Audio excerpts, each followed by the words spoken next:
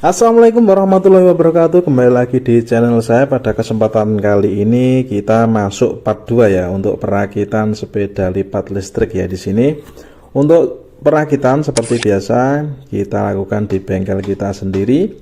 Sebelumnya bagi teman-teman subscriber dan penonton baru, saya ucapkan semoga diberi kesehatan ya. Tidak lupa dilancarkan rezekinya. Untuk part 2 ini yaitu untuk proses perakitan, sekaligus nanti kita proses test drive-nya ya, bagaimana hasilnya. Jangan skip video ini, semoga bisa menambah pengalaman bolo-bolo semua ya. Jadi di sini kita pasang untuk fog depan seperti biasa, dan kita lanjut pemasangan roda depan. Ya, kita harus bersabar karena saya kerja sendiri ya di sini. Jadi nanti untuk proses perakitan mohon maaf kalau lama ya. Oke teman-teman, ini untuk pemasangan spakbor atau slipbor depan kita menggunakan kunci atau murbaut 10 ya. Seperti ini, karena yang part 1 ini sudah kita setting dan sudah kita test drive. Ini untuk perakitan kita tinggal merakitnya saja, jadi lebih mudah ya. Kita nggak perlu merubah-rubah settingan lagi. Untuk rem depan cakram di sini menggunakan cakram mekanik ya teman-teman. Untuk pemasangan roda depan sudah selesai, kita lanjut pemasangan roda belakang teman-teman. Untuk roda belakang kita pasang spakbornya dulu, karena posisi baut itu posisinya mepet dengan roda teman-teman ya. Jadi kalau kita pasang rodanya dulu, nanti spakbornya nggak bisa terpasang, kita kesulitan pemasangan bautnya. Setelah kita pasang, dan ini lanjut untuk pemasangan pengereman belakang. Untuk pengereman belakang saya memakai rem hidrolis semi mekanik teman-teman ya. Jadi ini sebenarnya rem hidrolis, cuman tidak menggunakan minyak pada untuk kabel remnya. Jadi kabel rem kita tetap menggunakan kabel rem biasa atau olor biasa, tapi ini hidrolis teman-teman. Jadi untuk pengereman lebih maksimal. Pemasangan boncengan dan lanjut langsung kita pasang untuk kabel-kabel kelistrikan. Dan jangan lupa untuk lubang-lubang kelistrikan kabelnya kita menggunakan yaitu fuse ya, atau sekring sebagai pengaman teman-teman. Kita menggunakan fuse ini menggunakan ukuran 15 ampere sampai 20 ampere ya teman-teman. Kita lanjut proses pemasangan ini untuk saddle depan, saddle belakang, dilanjutkan handle post depan teman-teman. Dan modelnya seperti ini ya teman-teman. Karena bengkel saya belum jadi 100%, jadi saya mohon maaf apabila untuk penataan bengkelnya ini masih amburadul atau masih semeraut ya teman-teman. Saya cuma bisa minta maaf. Tapi di sini poinnya untuk perakitan ya seperti ini di bengkel saya. Apabila teman-teman mau konsultasi atau tanya-tanya enggak apa-apa, saya itu orangnya simple ya, jadi enggak apa-apa, silahkan konsultasi atau tanya-tanya. Anggap saja teman sendiri. Oke, ini untuk pemasangan setang kita menggunakan setang sing model minion atau sing model Brompton teman-teman. Untuk handle gas ini kita menggunakan yang ada display voltmeternya, karena di sini untuk pengecekan voltase baterai ya teman-teman. Jadi agar lebih mudah saja, sekaligus ini sudah include yang namanya kunci kontaknya di setang. Jadi kita untuk pemasangan itu lebih mudah teman-teman. Untuk pengereman kita menggunakan kabel rem yang kemarin, yaitu yang dilapisi nilon ya teman-teman, yang warna hitam itu. Kenapa saya beli sendiri-sendiri? Karena biasanya kalau beli satu paket itu untuk kualitas kabel remnya itu kurang begitu maksimal ya teman-teman. Kalau kita beli meteran seperti ini, kita bisa memilih dan bisa menggunakan, kita potong sesuai dengan keinginan dan ukuran. Dan untuk kabel remnya itu lebih fleksibel ya teman-teman. Jadi saya sarankan kalau beli kabel rem itu yang meteran saja ya, dan bermerek Shimano atau apa terserah, yang penting jangan yang paketan 15 ribuan itu teman-teman, itu beda untuk hasilnya. Setelah kita pasang, kita cek dulu dan hasilnya pengeremannya sudah berjalan dengan baik. Kita lanjut pasang untuk pedal, gear dan pedalnya teman-teman ya, menggunakan kunci di sini kunci T14 dan kita tutup. Untuk sebelah kanan kita menggunakan gear. Di sini kemarin saya menggunakan gear yang ukurannya kalau nggak salah 42T ya, jadi giginya itu jumlahnya 42. Untuk rantainya ini kita bersihkan dulu karena banyak karat ya. Kita gosok pakai kawat baja teman-teman. Dan kita pasang, hasilnya seperti ini. Untuk kabel gas dan kabel kelistrikan yang lain, kunci kontak kita harus menggunakan seal model baut kayak itu teman-teman, agar airnya tidak masuk. Lanjut kita rapikan saja. Kita rapikan menggunakan kabel tis warna hitam ya, karena ini framenya juga warna gelap, nanti warna putih terlalu mencolok teman-teman. Kita rapikan ya seperti biasa, yang penting tidak menggores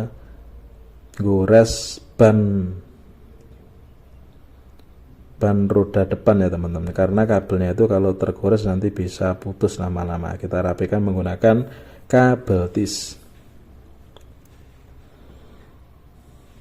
Ternyata mudah ya teman-teman untuk merakit sepeda motor, sepeda listrik lipat itu.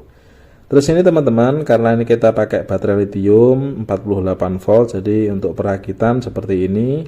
Untuk video spot weldernya ini tidak saya shoot karena ya nanti durasinya terlalu panjang. Ini saya cepatkan saja juga untuk speednya. Seperti ini kita pasang BMS sebagai pengaman baterainya ya teman-teman, agar baterainya tidak cepat rusak teman-teman.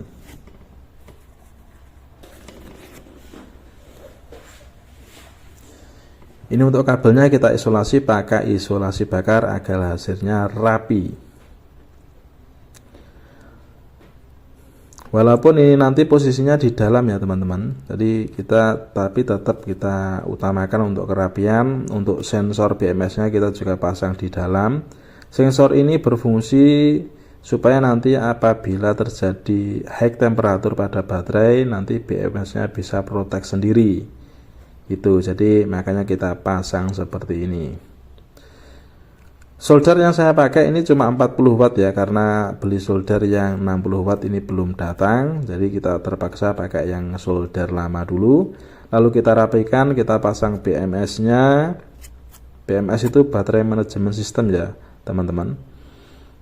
Nah, kita pasang soket BMS-nya dan kita cek voltasenya apakah normal dan normal teman-teman. Selanjutnya kita rapikan untuk kabel-kabel BMS-nya. Di sini kita pakai spon warna putih ya teman-teman. Kita tutup dan lalu kita bungkus pakai isolasi sementara gitu aja teman-teman.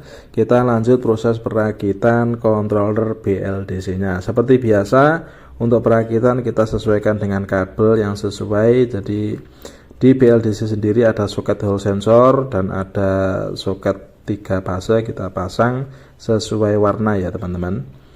Setelah itu kita pasang baterai, dan ini perlu kayak ganjal untuk baterainya agar mendapatkan baterai itu posisinya tidak bisa bergerak, jadi biar tidak goyang-goyang ya teman. Jadi kita pasang spon-spon kayak gitu agar baterainya tidak goyang.